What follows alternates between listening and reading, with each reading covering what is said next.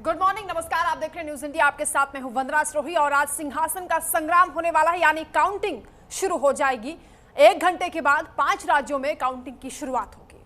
नमस्कार, मैं आपके साथ तरन्नुम और आज का दिन बेहद खास है क्योंकि 1 घंटे के बाद 5 राज्यों में काउंटिंग की शुरुआत होगी और 5 राज्यों की 823 विधानसभा सीटों पर यह काउंटिंग होगी, जिसमें पश्चिम बंगाल, असम, तमिलनाडु में 8 बजे से काउंटिंग की शुरुआत होगी।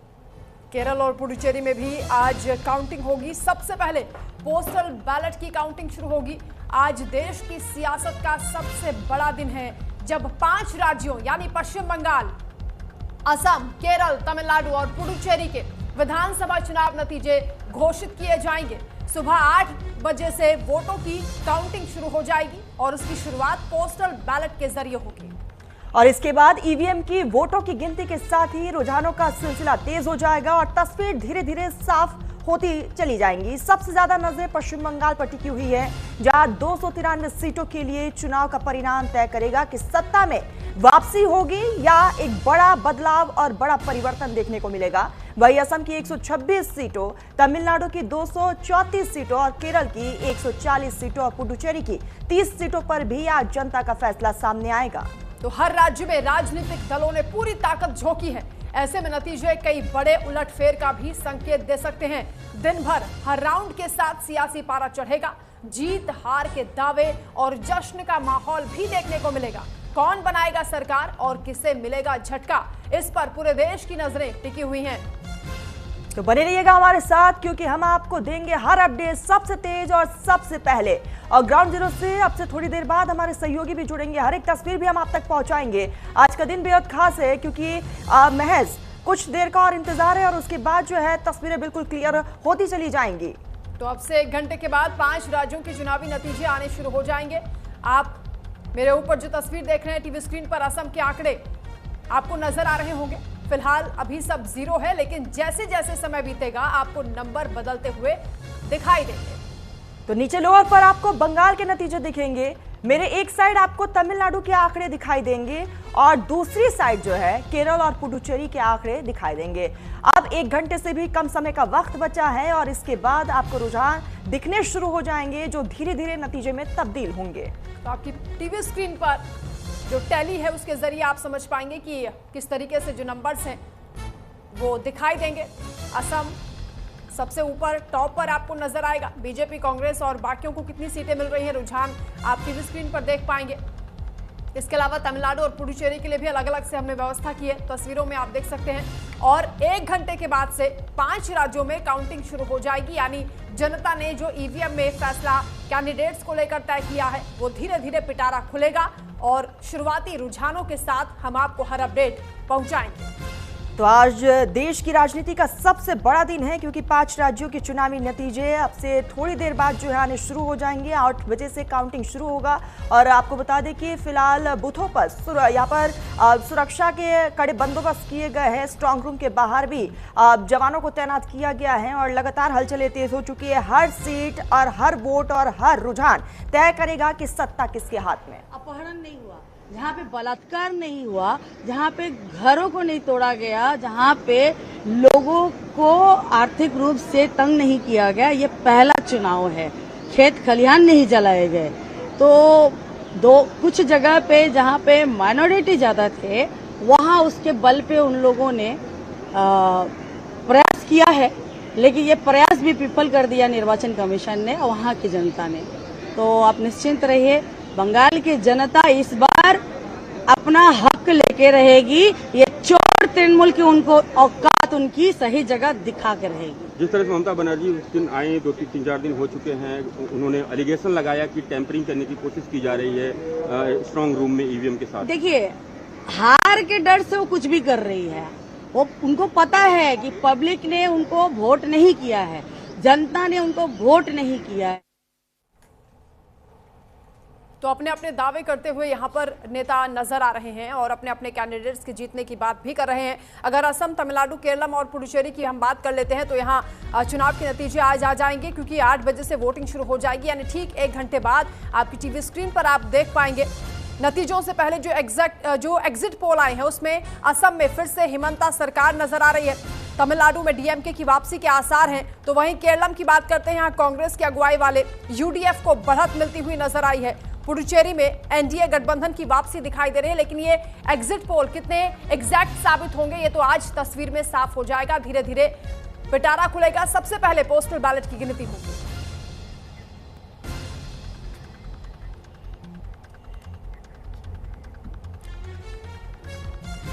और हमारे साथ हमारे रिपोर्टर्स भी जुड़ रहे हैं, ग्राउंड जीरो पर इस वक्त मौजूद हैं। सबसे पहले आंचल हमारे साथ जुड़ गई हैं। आंचल का रुख कर लेते हैं। आंचल, आज 5 राज्यों की 823 विधानसभा सीटों पर नतीजे सामने आने हैं और पूरी ताकत झोंकी गई है। सबसे ज्यादा निगाहें पश्चिम बंगाल पर कि वहां कितना बड़ा उलटफेर होगा, क्या खेला होने वाला है।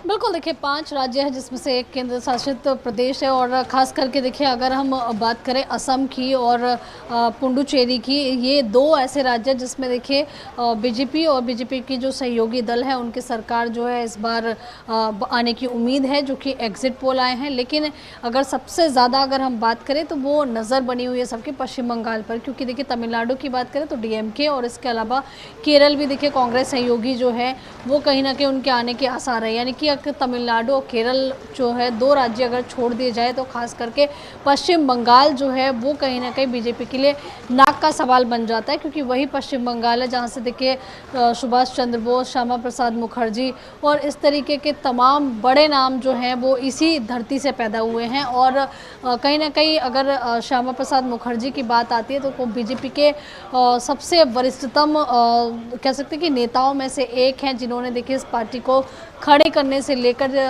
इस पार्टी के लिए बहुत कुछ किया है। और ऐसे में लगातार पिछले कई साल से पहले लेफ्ट का, उसके बाद टीएमसी का, इन दोनों का शासन जो है वो कहीं ना कहीं देखा है। और बीजेपी इस बार जो है किसी भी तरीके से पश्चिम बंगाल में सत्ता में वापसी करने की तैयारी में है। लेकिन देखिए सबसे बड़ी बात यह कि जब मतगणना शुरू होती है तो सभी पार्टियों के जो भी कह सकते हैं कि उनके पोलिंग बूथ के एजेंट होते हैं वो कहीं ना कहीं वहाँ पर पार्टी के लगा दिए जाते हैं। लेकिन हम देख रहे हैं कि पश्चिम बंगाल में अभी 8 बजे से, क्योंकि मतगणना जो है वो शुरू हो जाएगी, मतगणना शुरू नहीं हुई है, लेकिन उससे पहले टीएमसी और बीजेपी के तमाम जो समर्थक हैं उनमें बहस जो है वो पोलिंग बूथ के बाहर देखने के लिए मिल रही है। यानी कि पश्चिम बंगाल में मतगणना उतनी आसान नहीं होने वाली है। ये कार्यक्रम भी कहीं ना कहीं देखिए यहाँ पर कई तरह की रुकावटें, कई तरह की कह सकते हैं तस्वीरें बिल्कुल क्लियर होती चली जाएंगी। आंचल बनी रहिएगा। पंकज, मैं आपके पास ही आऊंगी।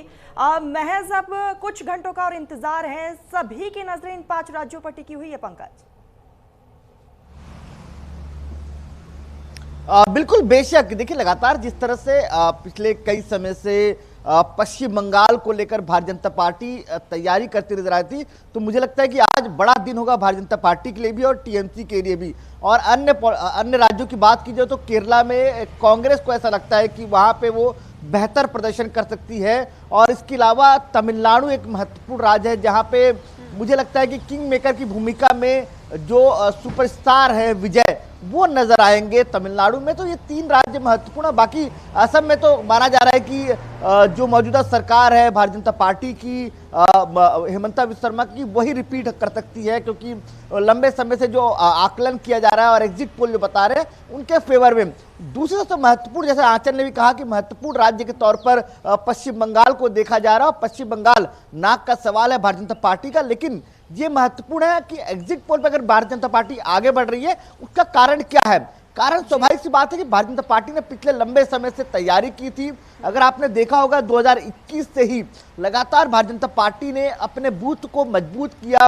संघ के तमाम स्वयंसेवक हैं वो लगातार लगे रहे। इसके अलावा अगर बात करूं, जो तमाम हिंदी भाषी क्षेत्र हैं वहां पे लगातार संघ कार्यालय खोले गए छोटे छोटे, वहां पे लगातार लोगों को जोड़ा गया।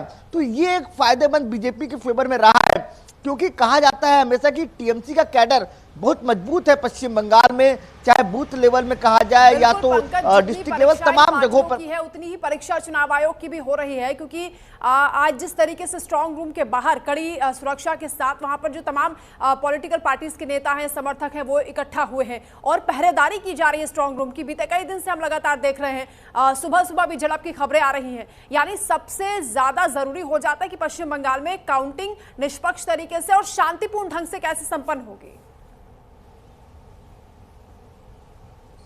बिल्कुल बेशक, देखिए इसीलिए चुनाव आयोग ने पहले ही कहा था और गृह मंत्री अमित शाह ने एक जनसभा संबोधित करते हुए साफ तौर पर कहा था कि ये मलाल बिल्कुल ना रखे, ये बात बिल्कुल ना सोचे पश्चिम बंगाल में टीएमसी के कार्यकर्ता की जो सेंट्रल फोर्सेस है वो वोटिंग के बाद 29 अप्रैल के बाद वो वापस चले जाएंगे। ऐसा नहीं है, आने वाले कई दिनों तक सेंट्रल फोर्सेस यहीं पे रहेंगी, क्योंकि साफ तौर पे इशारा था कि हो सकता है कि काउंटिंग के दिन भी माहौल खराब हो और जो टीएमसी के, बीजेपी के, लेफ्ट के और कांग्रेस के कार्यकर्ता आपस में भिड़ सकते हैं और वो असर नजर आएगा और आज नजर भी आ रहा है। जिस तरह से टीएमसी के कार्यकर्ता और बीजेपी कार्यकर्ता आपस में भिड़ते नजर आ रहे हैं पोलिंग बूथ के माफी जाऊंगा जहां पे स्ट्रांग रूम है उसके बाहर, तो ऐसे में सुरक्षा महत्वपूर्ण जाती है और चुनाव आयोग के लिए भी महत्वपूर्ण इसलिए भी जाता है क्योंकि चुनाव आयोग लगातार दावा कर रहा है कि ये पहला चुनाव होगा जहां पे ज्यादा जो एक तरह कहा जाए कि अनियमितता नजर नहीं आएंगी,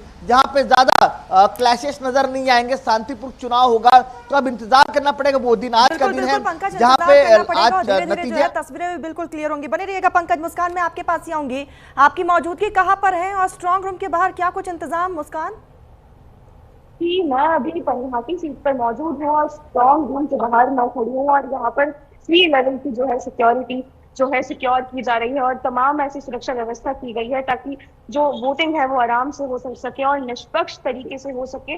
और यहाँ पर लोगों का पहुंचना शुरू हो गया है, ठीक 1 घंटे बाद जो है यहाँ पर वोटिंग शुरू हो जाएगी। हमारे साथ संजय प्रसाद भी गुवाहाटी से जुड़े हैं। संजय, गुवाहाटी में क्या तैयारियां हैं काउंटिंग को लेकर और अभी क्या हलचल है? क्योंकि एक बार फिर से वहां ये माना जा रहा है, जो एग्जिट पोल के जो नतीजे हैं वो बता रहे हैं कि फिर से असम में हेमंता सरकार की वापसी हो रही है। इसको लेकर किस तरह की हवा इस वक्त फिजा में नजर आ रही है?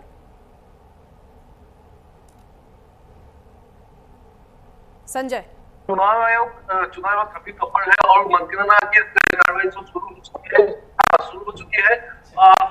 जिस तरह से चुनाव आयोग में असम में एक ही चरण में 126 विधानसभा में वोटिंग कराया था, आज उसका मतगणना होने जा रहा है और कुछ समय बाद रुझाने आने शुरू हो जाएंगे। और जिस तरह से लोगों को कयास लगाया एग्जिट पोल में कयास लगाया जा रहा था कि बीजेपी हैट्रिक करेगी। आएंगे आपके पास। इसी बीच एक बड़ी खबर सामने आ रही है, मतगणना से पहले भवानीपुर में हंगामा हुआ है। काउंटिंग सेंटर में घुसने को लेकर तनातनी देखने को मिली।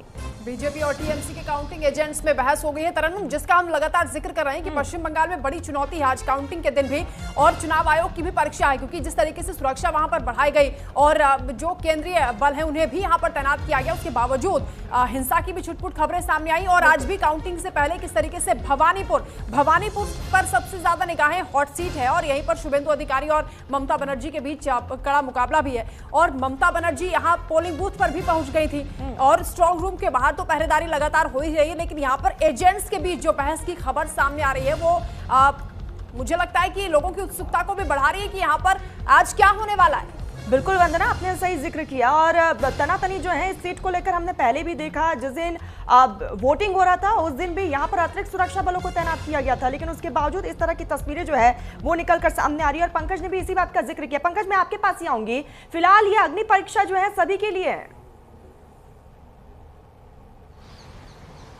बिल्कुल बेशक, देखिए बड़ी अग्नि परीक्षा खास तौर पर भारतीय जनता पार्टी के लिए और टीएमसी के लिए है और तीसरा एक बड़ा परीक्षा है चुनाव आयोग के लिए, क्योंकि बेहतर तरीके से चुनाव संपन्न करवाना होगा, बेहतर बिना क्लैशेस के साथ चुनाव संपन्न करना पड़ेगा। चुनौती चुनाव आयोग के लिए, लेकिन दूसरी तरफ पर बड़ी चुनौती टीएमसी और बीजेपी के लिए। जिस तरह से एग्जिट पोल पहली बार भारतीय जनता पार्टी के फेवर पे नजर आ रहा है, तमाम कार्यकर्ता जोश में हैं, उसके अलावा तमाम जो नेता हैं भारतीय जनता पार्टी के वो कॉन्फिडेंस नजर आ रहे हैं, तो कहने के वो टीएमसी को डराता नजर आ रहा है और टीएमसी इस बात को जानती है कि अगर इस बार कोई चूक हो गई तो एक बड़ी चूक हो जाएगी और सत्ता से बाहर होना मतलब लंबे समय के लिए सत्ता से बाहर हो जाना और बंगाल का गढ़ हाथ से निकल जाना है। तो ऐसे में दोनों पार्टी के लिए बड़ी चुनौतियां हैं और ये चुनौतियां साफ तौर पर अब नजर आना शुरू हो चुकी हैं जिस तरह से पश्चिम बंगाल के चुनाव में। लेकिन मैंने पहले जो जिक्र कर रहा था तरन्नुम कि किस तरह से भारतीय जनता पार्टी ने अपनी तैयारी की थी चुनाव को लेकर, किस तरह से कैडर को मजबूत किया, बूथ लेवल पर मजबूर किया। इनफैक्ट अगर आप देखेंगे तो तमाम बड़े वरिष्ठ नेता है भारतीय जनता पार्टी के जिनको अलग अलग राज्यों के चाणक्य कहा जाता है, उनको तक मैदान पे उतारा था। और सबसे महत्वपूर्ण ये भी है कि आज काउंटिंग का दिन है और ऐसे में भी तस्वीरें भी तमाम अपने दर्शकों बीजेपी को हम दिखा रहे हैं जहां पर ये बहस हो रही है। भवानीपुर की तस्वीरें हैं, किस तरीके से जो समर्थक है वो आपस में भिड़ते हुए यहाँ पर नजर आ रहे हैं बीजेपी और टीएमसी के। काफी गहमा गहमी मौके पर देखी जा रही है। हालांकि सुरक्षा बल यहाँ पर पूरी तरीके से मुस्तैद हैं और समझाने की कोशिश भी कर रहे हैं। आज सबकी निगाह इस बात पर टिकी हुई है कि किस तरीके से ये जो काउंटिंग है वो होने वाली है, क्योंकि स्ट्रांग रूम के बाहर सुबह सुबह बहस की ये तस्वीरें कई संकेत दे रही हैं। आंचल,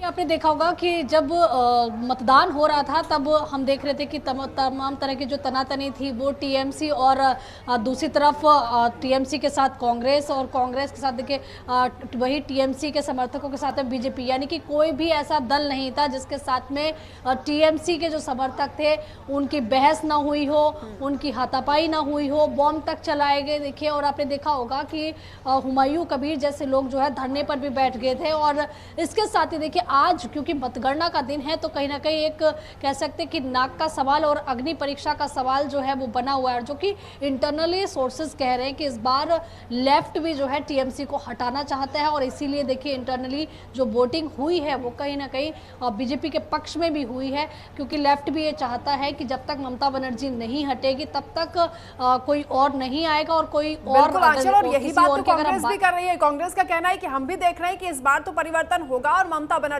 जाने वाली है। इस तरह का दावा कांग्रेस कर रही है। कांग्रेस को उम्मीद है कि अगर ममता बनर्जी जाती हैं तो जो जनाधार उनका खो गया है, ममता ने हड़प लिया था, वो वापस उनको मिल जाएगा। हालांकि कितना मुमकिन होगा, खाता भी कांग्रेस खोल पाएगी या नहीं, ये तो आज साफ हो जाएगा तस्वीरों के जरिए। देखिए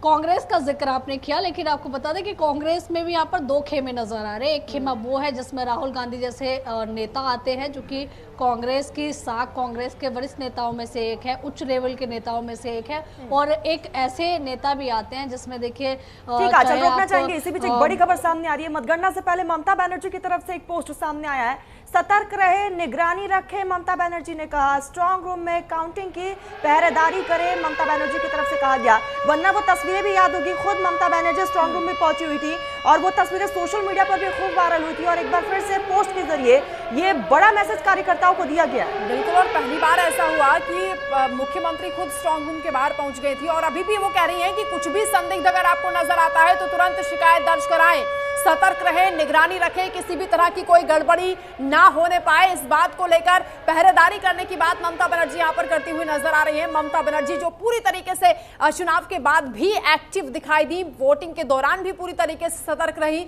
और अपने समर्थकों को लेकर वो अभी भी इस बात को लेकर कह रही है, जो एजेंट्स वहां पर मौजूद है पार्टी के जो समर्थक हैं, कि आप नजर रखिए, निगरानी रखिए और अगर किसी भी तरह की कोई गड़बड़ी, पंकज ये कह रहे हैं कि अगर वहां पर नजर आती है, कोई भी संदिग्ध गतिविधि आपको नजर आती है तो तुरंत शिकायत करें, बिल्कुल भी इसमें संकोच ना करें।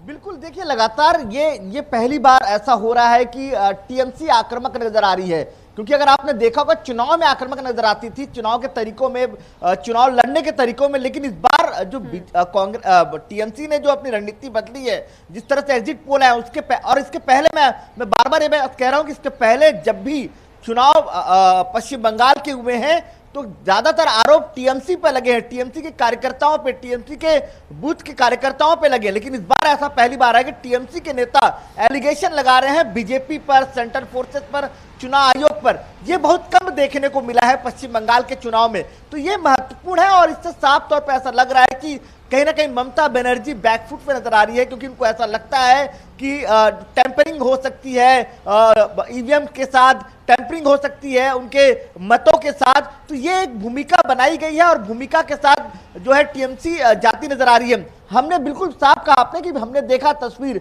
किस तरह से 30 तारीख को ममता बनर्जी जो है स्ट्रांग रूम के सामने बैठ जाती है धरने पर, उनके तमाम कार्यकर्ता बैठ जाते हैं। ये अमूमन ये तस्वीर हमने पहले अन्य राज्यों में देखा है, लेकिन कभी इस तरह की तस्वीर हमने पश्चिम बंगाल में नहीं देखी है। तो कहने के पश्चिम बंगाल में का आप जिक्र कर रहे हैं पंकज, आंचल मैं समझना चाहूंगी यही बात तो उत्तर प्रदेश में अखिलेश यादव भी कर रहे हैं क्या? वो भी कहीं ना कहीं एक तरीके से ममता बनर्जी के लिए जमीन तैयार कर रहे थे कि अगर वो चुनाव हार जाती तो उसके बाद क्या कहा जाएगा, क्योंकि उन्होंने तो ये भी कह दिया कि अगर आपके मोबाइल पर भी वो जो मैसेज आया था जिसमें अलर्ट आपको मिला था, उसको लेकर भी कह रहे हैं कि अगर आपका फोन स्विच ऑफ है, अगर फिर भी वो उसमें सायरन बज जाता है तो सरकार कुछ भी कर सकती है, बीजेपी कुछ भी कर सकती है, ईवीएम हैक कर सकती है। इस तरह की बातें उन्होंने खूब की हैं। तो क्या ये भूमिका बनाई जा रही है या फिर ध्यान भटकाने की कोशिश है? आज जब काउंटिंग शुरू होने वाली कुछ ही देर में, उससे पहले भी इस तरह की बातें अगर ममता बनर्जी करती हैं कि आप नजर रखिए, कोई भी संदिग्ध गतिविधि हो सकती है, तुरंत शिकायत कराइए, इसका मतलब है कि वो मॉनिटरिंग तो साथ में कर रही है, लेकिन जो एग्जिट पोल आए हैं धड़कनें उससे बढ़ी हुई हैं और ये बौखलाहट भी है एक तरीके से। आंचल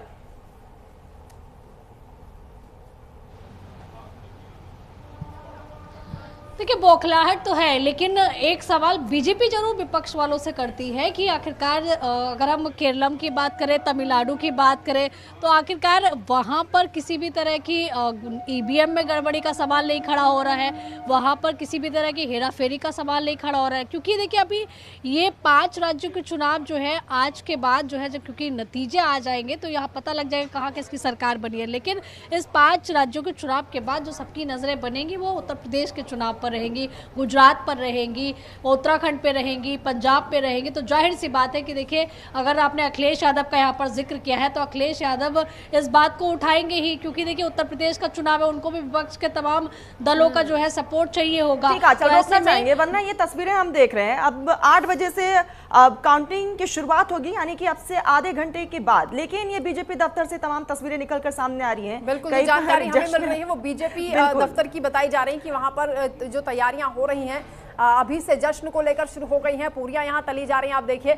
और इसी तरीके की तस्वीरें आज दिन भर सामने आएंगी, क्योंकि पार्टी समर्थकों का, नेताओं का तो यही दावा है कि बीजेपी सरकार में आ रही है पश्चिम बंगाल में खास तौर से, और कई और राज्यों से भी अब बीजेपी के लिए खुशखबरी है। एक तरफ नहीं, वंदना इसको किस तरीके से देखा जाए? क्या ये बीजेपी का ओवर कॉन्फिडेंस है, ये क्या? बिल्कुल। अब आंचल, जो हम बात कर रहे थे कि उत्तर प्रदेश में आने वाले वक्त में चुनाव होना है, लेकिन उससे पहले ये भी विपक्ष ने दिखाने की कोशिश की कि हम एकजुट हैं और एक छत्र राज जो इस वक्त केंद्र सरकार का देखा जा रहा है, और बीजेपी अलग अलग राज्यों में जो प्रचंड जीत हासिल करती है, बहुत जरूरी है कि उसे पश्चिम बंगाल में रोका जाए। ये कोशिश जरूर की गई है, लेकिन वो कितनी कामयाब होगी ये तो कुछ ही देर में साफ होना शुरू हो जाएगा। आंचल,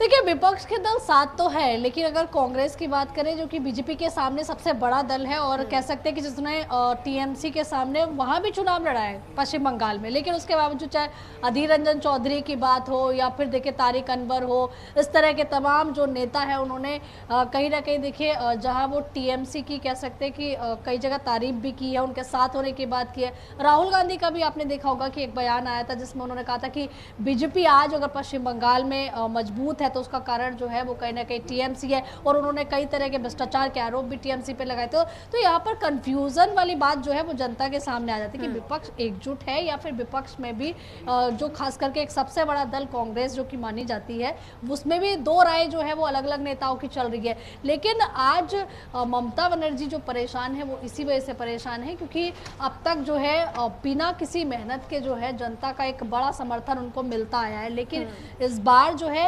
जनता मुंह से कुछ और बोल रही है, कर कुछ और रही है। जिस तरह से ग्राफ बढ़ा है वोटिंग का, क्योंकि हमने देखा कि 90+ इस बार ग्राफ गया, पिछली बार 85 के करीब जो है परसेंटेज पे वोटिंग हुई थी। तो ये बढ़ता हुआ ग्राफ दो रीजन से हो सकता है। देखिए पहला कारण ये हो सकता है कि एसआईआर का कहीं ना कहीं लोगों को डर है कि अगर वो मतदान करने नहीं जाते, जो कि अलग स्टेट में रह रहे हैं लेकिन बंगाल में वोटर है, तो कहीं ना कहीं उनको डर है कि हम अगर मतदान करने नहीं जाएंगे तो कहीं उनका नाम ना कट जाए, क्योंकि सूची जो है वो लगातार संशोधित होती रही है और अब तो काफ़ी ज़्यादा हम देख रहे कि एक्टिव हो गया है चुनाव आयोग और SIR बड़े जोर शोर से हो रहा है। और दूसरा रीज़न ये हो सकता है कि देखिए जब सत्ता पलट करना होता है तब जनता बढ़ चढ़कर मतदान करने पहुंचती है, लेकिन आज ये साफ हो जाएगा जब पश्चिम बंगाल के नतीजे आने शुरू होंगे। बिल्कुल बिल्कुल आंचल, अब से थोड़ी देर बाद जो है तस्वीरें तमाम क्लियर होंगी। 25 मिनट बाद जो है 5 राज्यों में काउंटिंग जो है वो शुरू होगी और उसके बाद धीरे धीरे वो तमाम तस्वीरें निकलकर सामने आएंगी। पंकज, मैं आपके पास ही आऊंगी। पश्चिम बंगाल जो है साख की लड़ाई हो चुकी है, क्या ममता बनर्जी काबिज रहने वाली हैं या फिर एक बड़ा परिवर्तन देखने को मिलेगा? देखिए, कुछ भी हो सकता है। तमाम जो जानकार ये कह रहे हैं कि एग्जिट पोल तो ठीक है कि बीजेपी को बढ़त देती नजर आ रही है, लेकिन सबसे महत्वपूर्ण है कि जिस तरह से बीजेपी ने अपनी तैयारी पश्चिम बंगाल चुनाव को की है, उसके अलावा दूसरा सबसे महत्वपूर्ण SIR 3 टायर सिक्योरिटी है हमारी। आपका जो इनामो सिक्योरिटी CAPF है, उसके बाद आपका आर्म पुलिस है, स्टेट आर्म पुलिस, उसके बाद स्टेट पुलिस है, सब तरीके के अरेंजमेंट्स हैं हमारे यहाँ, कोई दिक्कत नहीं है। सर, ममता बनर्जी ने आरोप लगाया है कई तरह की कुछ काउंटी में स्ट्रॉन्ग रूम है जहाँ पे CCTV बंद कर दिए गए, जानबूझकर बिजली कट कर दिए गए, साथ ही जो कई ऐसी गाड़ियां हैं जो आवाज आई हुई है। नहीं, बिजली कट कौन करता है? बिजली कट तो ECI के हाथ में नहीं है, CU के हाथ में नहीं है। बिजली तो बिजली डिपार्टमेंट का है। हमने तो सब तरफ से रिक्वेस्ट कर रखा है कि बिजली डिपार्टमेंट अनइंटरप्टेड पावर दे, सबसे बात किया है हमने। उसके अलावा वहाँ पे जनरेटर्स भी हैं, कोई दिक्कत नहीं होगी। तो सभी तरह के इंतजाम यहाँ पर किए गए हैं और चुनाव आयोग की किस तरीके से तैयारी है वो तस्वीरों के जरिए भी हम आपको दिखा रहे हैं। यहाँ पहले से ही CRPF की तैनाती है और आज भी स्ट्रांग रूम के बाहर कड़ी सुरक्षा की गई है और जहाँ पर काउंटिंग सेंटर्स हैं वहाँ पर खास तौर से भारी भीड़ देखी जा रही है, चाहे वो TMC के समर्थक हो, नेता हो या फिर BJP के नेता कार्यकर्ता, सब यहाँ पर इकट्ठा हुए हैं और सबकी निगाहें इस पर टिकी हुई हैं कि काउंटिंग जब शुरू होती है तो किस तरीके से धीरे धीरे पिटारा खुलेगा। पहले पोस्टल बैलेट की गिनती होगी और जो अहम जानकारी है आपको दे देते हैं। 35 मिनट के बाद 5 राज्यों में काउंटिंग शुरू होगी, यानी कुछ ही देर बाकी है। 5 राज्यों की 823 विधानसभा सीटों पर काउंटिंग शुरू हो जाएगी, जिसका इंतजार पूरे देश में है। पश्चिम बंगाल, असम, तमिलनाडु में 8 बजे से काउंटिंग शुरू होगी। केरलम और पुडुचेरी में भी काउंटिंग 8 बजे शुरू हो जाएगी। तो इन 5 राज्यों में मुकाबला बेहद दिलचस्प रहा है, जहां एक तरफ सत्ताधारी पार्टी अपनी कुर्सी बचाने की तमाम कोशिश में रही, तो वही दूसरी तरफ विपक्ष जो है बदलाव की उम्मीद को लेकर मैदान में उतरा। और अब से कुछ ही देर बाद जो है धीरे धीरे जब तस्वीरें सामने आएंगी, जैसे जैसे रुझान आएंगे वैसे वैसे तस्वीरें जो है बिल्कुल स्पष्ट होते जाएंगी। लोगों ने जिस भरोसा के साथ वोट दिया है ना, वो पूरा होगा। नया सरकार और बंगाल को भारत के साथ चलना पड़ेगा, बांग्लादेश की तरफ नहीं जाएगा। और भाजपा का सीएम लीडर, तो क्या लग रहा है इस बार परिवर्तन होगा? जनता चाह रही है परिवर्तन और अच्छा संख्या लेके बीजेपी सरकार बनाएगी। 293 सीट में रिजल्ट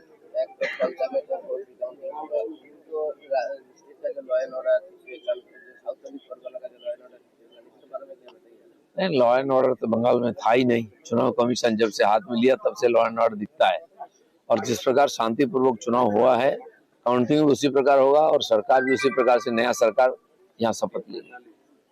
ममता बनर्जी कह रहा है कि 2/3 मेजॉरिटी के साथ इस बार आ रहा है। हाँ, आज दोपहर 12 बजे तक उनका है समय, उसके बाद हमारा समय है।